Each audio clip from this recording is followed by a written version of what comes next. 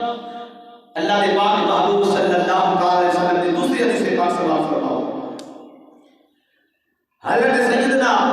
अब्दुल्लाह बिन अबी औफी रज़ियल्लाहु ताला अन्हु रिवायत फरमाते हैं,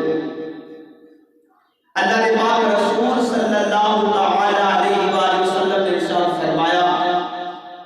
कि अगर मैं खुदा के अलावा किसी मखलूक को सजदा करने का हुक्म देता, मेरे आका मौला सल्लल्लाहु अलैहि वसल्लम ने फरमाया कि मैं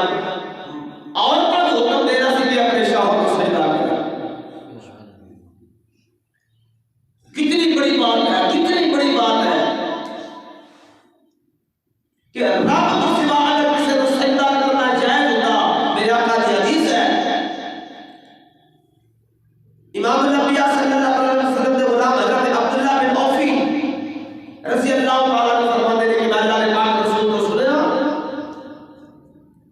कि अगर रब को बाद किसी को सजदा करती मैं अल्लाह ताला की इजाजत देता कि मैं औरत को कहना सी कि अपने शौहर दे के झुक अपने शौहर को सजदा कर,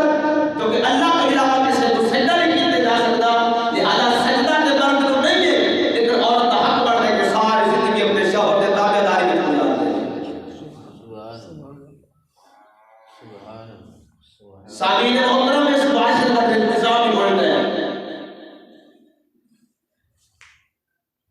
कितना बड़ा मकाम है शौहर का, कितनी बड़ी अजमत है शौहर की,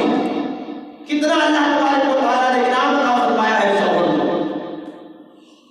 अब रिजाल कव्वामून अला निसा हाकिम बनाया अल्लाह ने मर्द को, औरत हक बनता है कोई ताबेदारी करे, उसकी खिदमत करे। इमाम नबिया सल्लल्लाहु अलैहि वसल्लम ने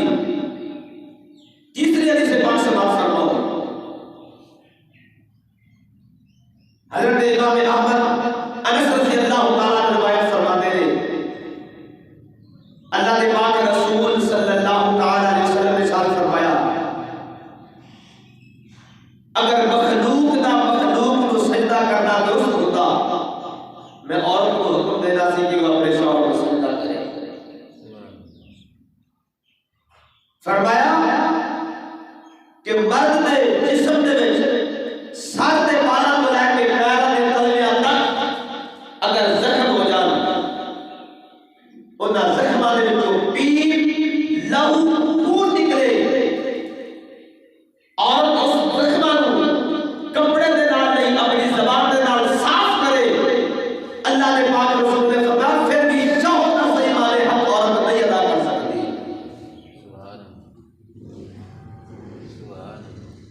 खैर इस दौर के अंदर